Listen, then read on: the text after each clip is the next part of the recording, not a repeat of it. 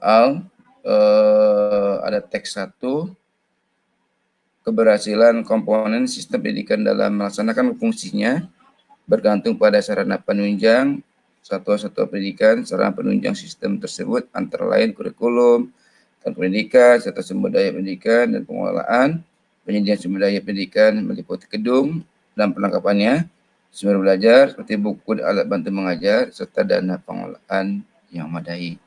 Ini dalam paragraf pertama. Kemudian kita lihat ya di paragraf kedua, pemerintah menunjang keberhasilan sistem pendidikan tersebut dengan menetapkan Undang-Undang Nomor 20 Tahun 2003 pada pasal 49 ayat 1 dinyatakan bahwa dana pendidikan selain gaji pendidikan, dan biaya pendidikan kedinasan dialokasikan minimum 20% dari anggaran pendapatan belanja negara atau APBN. Dan seterusnya ya, ini juga ada grafiknya. Grafik dari tahun 2001 sampai 2009 pertumbuhannya. Nah, kita lihat di soal nomor 1. Oke, perhatikan. Berdasarkan paragraf 1, manakah di bawah ini pernyataan yang benar? Berdasarkan paragraf 1, manakah di bawah ini pernyataan yang benar ya? Baru kita lihat di sini ya, di paragraf ini ya. Paragraf 1, di manakah pernyataan yang benar? A. Kurikulum termasuk sumber daya pendidikan. B. Buku-buku pelajaran merupakan kurikulum pendidikan. C. Alat bantu mengajar termasuk sumber daya pendidikan. D. Tenaga pendidikan termasuk sumber daya pendidikan. Dan E. Dana pengelolaan yang memadai termasuk satuan pendidikan. Kita lihat ya pembahasannya. Nah, berdasarkan kalimat dalam paragraf pertama ya atau paragraf ke-1 ya, kita bagi ada beberapa item ya. Nah, seperti ini ada sarana penunjang satuan pendidikan itu yang pertama ada kurikulum, kemudian tenaga kependidikan, yang ketiga ada sumber daya pendidikan dan pengelolaan. Nah, di dalamnya ada gedung dan perlengkapan, kemudian ada sumber belajar ya, sumber pendidikan ada sumber belajar. Di dalamnya ada buku dan alat bantu mengajar. Kemudian bagian C dana pengelolaan yang memadai adalah bagian dari sumber daya pendidikan.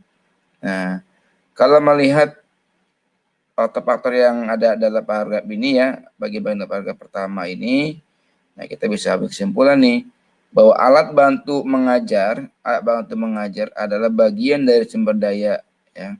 Jadi alat bantu mengajar nih, alat bantu mengajar ini adalah bagian dari sumber daya ya, sumber daya. Kemudian sedangkan sumber belajar bagian dari sumber daya pendidikan ya. Bahwa sumber belajar ini adalah bagian dari sumber daya pendidikan ya. Jadi pernyataan yang paling tepat adalah ternyata adalah alat bantu mengajar termasuk sumber daya pendidikan. Ya, alat bantu mengajar ya. Ini alat bantu mengajar adalah bagian termasuk atau bagian sumber daya pendidikannya. Jadi ini bagiannya. Jadi jawabannya adalah C ya. Jadi yang C ini jawabannya. Ya, ini alat bantu mengajar termasuk sumber daya pendidikan. Ini adalah ini jawabannya C. Oke ya. Jadi kita lihat per item-itemnya kita bagikan dibiasakan setiap paragraf kita bagi klasifikasinya, dibagi item-itemnya dibagi pengelompokannya sehingga kita bisa melihat dan bisa menentukan jawaban yang paling tepat itu apa. Itu kata kunci di situ. Oke, kemudian nomor 2, berdasarkan paragraf yang pertama, jika dana pengelolaan tidak memadai, manakah di bawah ini kesimpulan yang benar? Komponen-komponen sistem pendidikan tidak dapat berfungsi. Sistem pendidikan tidak memiliki satuan pendidikan. Sumber daya pendidikan tidak memiliki kelengkapan. Tenaga pendidikan dapat berfungsi. Dan sistem pendidikan tidak memiliki kurikulum. Ingat bahwa tadi di bagian tadi ya, di sini bahwa dana pengelolaan yang memadai ya. Jadi dana pengelolaan itu ada bagian dari sumber daya pendidikan ya. Jadi bagian sumber daya pendidikan. Jadi kalau kita lihat ya, nah jadi kalau kita lihat apakah komponen pendidikan tidak berfungsi? Ternyata bukan. Sistem pendidikan tidak memiliki satuan sistem pendidikan. Oh, juga bukan, ya. Jadi sumber daya pendidikan tidak memiliki kelengkapan, ya. Jadi jawabannya adalah C, ya. Kita udah C. Oke. Nah, kita lihat ya.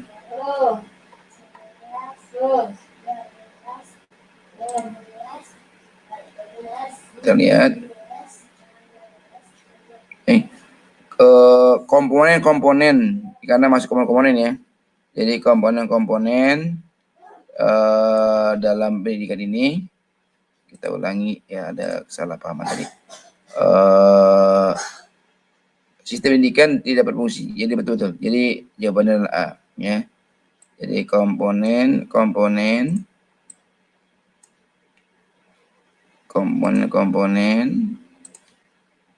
sistem pendidikan tidak dapat berfungsi ya, karena memang tidak ada dana kan ya. Jadi semua komponen ini tidak akan berfungsi. Ya, oke. Nomor 3, berdasarkan paragraf 2, jika tahun 2019 anggaran pendidikan mencapai 490,5 triliun, manakala di bawah ini simpul yang paling mungkin benar, ya, paling mungkin benar.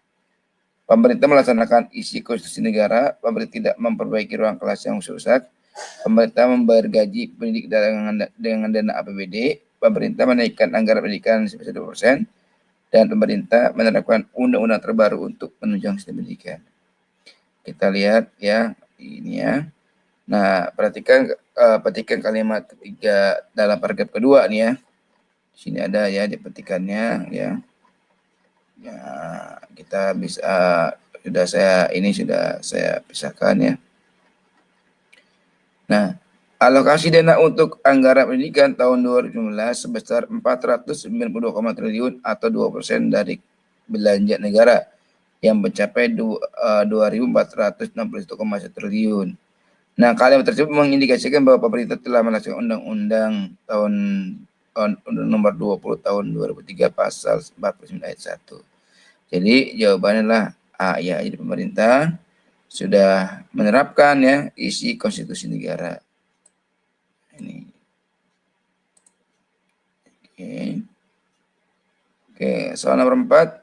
Berdasarkan paragraf 2, manakah pernyataan berikut ini yang paling mungkin benar mengenai anggaran pendidikan tahun 2019 ya. Anggaran pendidikan akan disimpan sebagai dana alokasi khusus.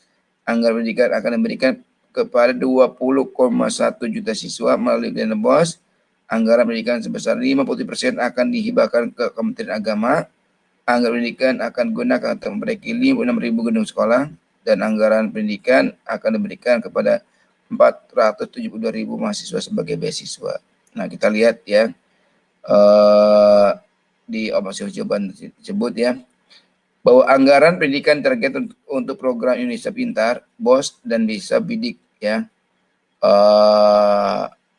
Jadi bukan hanya ini ya, bukan hanya alokasi khusus ini ya. Jadi jawaban opsi A pastinya salah ya. Kemudian anggaran pendidikan melalui dana BOS diberikan kepada 57 juta siswa. Ini jelas salah. Kemudian anggaran pendidikan untuk pembangunan 56.000 ruang kelas, bukan gedung sekolah, melalui Kementerian Pendidikan, Kementerian Agama. Tadi jelas D salah ya. Jadi kita bukan hanya untuk Kementerian Agama, tapi semua ya. Terus anggaran pendidikan untuk beasiswa bidik misi diberikan kepada 472.000 ya. Nah, jadi jawabannya adalah E yang benar ya. Ini betul ya. Salah satu alokasi anggarannya. Kemudian berdasarkan gambar 1, pada tahun berapa anggaran pendidikan melebihi 450 triliun ya. Ini masih gambar dari sini ya. Ini kita gampang tinggal melihat gambar saja ya. Ini 450 triliun melebihi ya berarti tahun 2019 ya.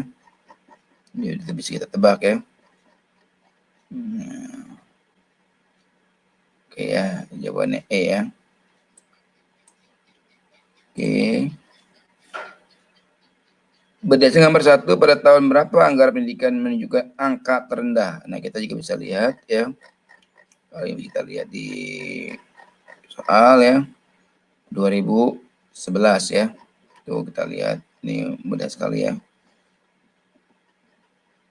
Nah, ini 2011. Ini yang rendah ya. Soal nomor 7. Berdasarkan gambar 1, manakah di bawah ini simpulan yang paling mungkin? Benar. Anggaran pendidikan Indonesia tidak meningkat setiap tahun. Anggaran pendidikan Indonesia mengalami penurunan sejak tahun 2016. Anggaran pendidikan Indonesia berada pada rentang 200 sampai 500 triliun. Anggaran pendidikan Indonesia selalu mengalami peningkatan setiap tahun. Anggaran pendidikan Indonesia tahun 2016 sampai 2020 tidak mengalami peningkatan. Nah, kita lihat ya. Jadi, kesimpulan dari grafik pada gambar itu adalah sebagai berikut. Jadi, anggaran pendidikan Indonesia selalu naik dari tahun ke tahun. Jadi, posisi A, B, E salah. Jadi, hanya opsi C yang benar. Kemudian anggaran pendidikan Indonesia berada pada rentang 250 sampai 500 triliun. Dia juga salah. Jadi jawaban paling benar adalah C ya. Kalau kita lihat grafiknya ya. Nah, ini mudah sekali, kita tinggal lihat grafik saja. Oke, ini ada bacaan kedua. Bacaan berikut ini digunakan untuk menjawab soal nomor 8 sampai dengan nomor 14 ya. Nah, kita lihat bacaannya. Industri tekstil, ini terkait dengan industri tekstil dan garmen saat ini menjadi industri strategis bagi perekonomian negara dan seterusnya ya. Ini ada kemudian ada tabel juga, ada grafik juga ya. Nah, kita lihat pertanyaannya. Berdasarkan paragraf 1, manakah di bawah ini pernyataan yang benar ya? Apakah industri tekstil dan garmen menyerap 250 juta tenaga kerja? Apakah industri tekstil termasuk 3 besar sektor manufaktur Indonesia? Apakah industri tekstil berhasil mengekspor produk senilai 11,8 miliar US dollar? Industri tekstil merupakan kebutuhan pokok seluruh Indonesia, atau industri tekstil tanah air dipantau oleh Asosiasi Pertekstilan Indonesia? Kita lihat ya di ini pembahasannya.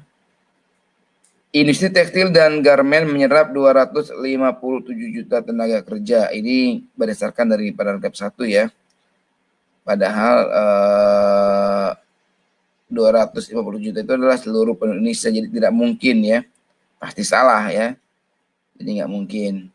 Yang kedua, yang B, industri tekstil termasuk 3 besar sektor manufaktur Indonesia. Ya benar ya, karena sesuai dengan isi paragraf 1. Jadi ada di paragraf 1 kalimat ini. Ya, tinggal baca kalimatnya. Industri tekstil berhasil mengekspor produk senilai 11,8 miliar US dollar. Ini salah. Ekspor tekstil sudah mencapai 12,4 miliar. Jadi kurang gini ya, kurang 0,6 miliar US dollar. Nah, yang D juga salah ya. Jadi ekspor tekstil itu sudah mencapai 12,4 tadi ya, sudah di bagian C. Dan yang E juga salah. Jadi jawaban yang paling benar adalah yang B ya. Jadi jawaban benar adalah yang B ya.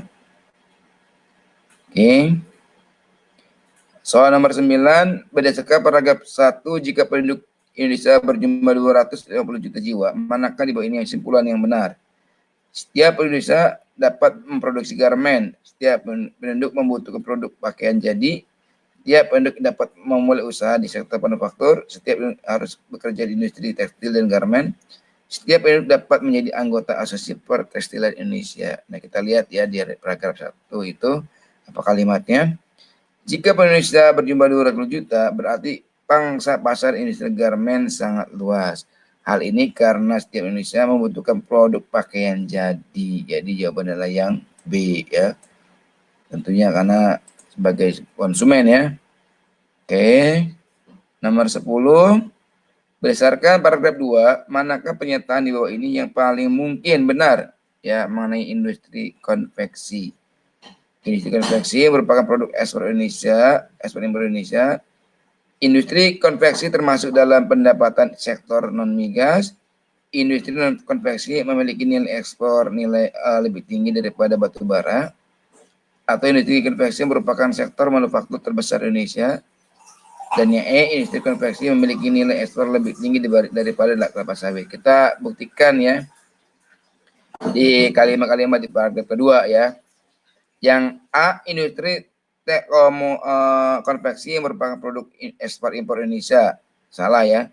Jadi di sana tidak disebutkan bahwa industri konveksi adalah produk impor ya, hanya ekspor ya. Jadi jawaban A pasti salah ya, karena dalam paragraf 2 tidak disebutkan. Ya, kita lihat di paragraf 2-nya, silakan dibaca ya. Kemudian industri konveksi termasuk dalam pendapatan sektor non migas. Ya, betul ya. Jadi banyak ya. Jadi selain migas banyak pendapatan-pendapatan yang bisa ya diperoleh ya. Yang C, industri konveksi memiliki nilai ekspor lebih tinggi daripada salah ya, salah banget. Yang D juga salah. Yang E salah, yang paling tepat adalah yang B jawabannya ya. Oke. Oke, terus nomor 11, berdasarkan paragraf 2, manakah di bawah ini simpulan yang paling mungkin benar mengenai ekspor pakaian Indonesia? Nah, kita lihat ya di dalam paragrafnya. Pertumbuhan pasar ekspor pakaian jadi Indonesia 9,3, ini salah ya. Jadi 9,3% itu hanya nilai ekspor ke Amerika saja. Ya, dalam paragraf 2 ya, kalau kita baca ya, jadi nilai ekspor 9,3% hanya untuk ke Amerika saja ya. Jadi pastinya lebih dong ya kalau secara keseluruhan. Oke. Kemudian Jepang merupakan pasar utama produk pakaian jadi Indonesia. Oh, salah ya. Jepang hanya salah satu saja. Ya, jadi negara tujuan kedua ya, salah satu. Yang paling benar adalah pasar utama produk pakaian jadi Indonesia adalah Amerika Serikat malah ya. Yang utama, yang pertama ya. Ini jawaban utama adalah yang C ya. Nah, kita baca, silakan baca ulang di kalimat paragraf kedua ya. Oke. Soal nomor 12, berdasarkan gambar 2, negara tujuan ekspor manakah yang memberikan nilai ekspor terendah ketiga? Jadi kalau kita gampang banget ya, kita lihat, bisa lihat di grafik. Sisi grafik pada gambar 2, negara tujuan ekspor terendah ketiga adalah Kanada ya. Jadi kita bicara di grafik, kalau ini mudah sekali ya. Teman-teman bisa lihat di grafiknya ya. Kita lihat, kita buktikan ya apakah betul ya. Oh, Kanada mana? Oh iya betul ya. 1, 2, 3 betul, ketiga ya, yang terendah. Oke. Kita lanjut nomor 13. Berdasarkan gambar 2, negara tujuan ekspor manakah yang bernilai 347,2 juta US dollar ya. Ini kita bisa lihat di grafik. Ini mudah sekali ya. Ini mudah sekali, teman-teman bisa lihat di grafik ya. Nah, Korea ternyata jawabannya ya. Nah, ini bisa kita langsung bisa jawab kalau ini ya. Ini. Oke, ini jawaban ini ya. Oke. Nah, nomor 14. Berdasarkan gambar 2, negara tujuan ekspor manakah yang memberikan nilai ekspor lebih dari 500 juta US dollar? Yang paling tinggi ya. Apa yang di atas 500 juta US dollar, kita juga bisa lihat ya. Negara mana yang di atas 500? Oh, ada Jepang dan Amerika ya. Cuma di sini Amerika tidak dicantumin ya di pilihan. Jadi ya tentunya jawabannya adalah Jepang ya. Oke teman-teman, itu ya pembahasan tentang penalaran umum. Jadi teman-teman sebenarnya mudah sekali menjawab penalaran umum PU ini. Tinggal lihat teksnya, kemudian lihat paragrafnya, lihat grafik atau gambar yang ada. Dan ini sering keluar ya. Meskipun nanti konteksnya berbeda di UTBK, setiap soal pasti beda, teksnya pasti beda. Tidak akan selalu sama ya. Cuma konsepnya adalah sama ya. Konsep cara baca soal sama. Pertama teman-teman fokus di pertanyaannya apa sih ya. Jadi pertanyaan terkait dengan apa, silakan dikaitkan dengan paragraf berapa. Kemudian paragraf itu teman-teman bikin cara klasifikasinya ya, pengelompokan, sehingga memudahkan kalimat-kalimat yang disampaikan di paragraf itu bisa kita serap ya, untuk bisa menjawab soal yang dipertanyakan ya. Baik teman-teman ya, itu untuk kali ini yang bisa saya sampaikan, pembahasan terkait penalaran umum ya, soal UTBK Ini soal TBK tahun 2019 yang lalu. Demikian, terima kasih. Assalamualaikum warahmatullahi wabarakatuh.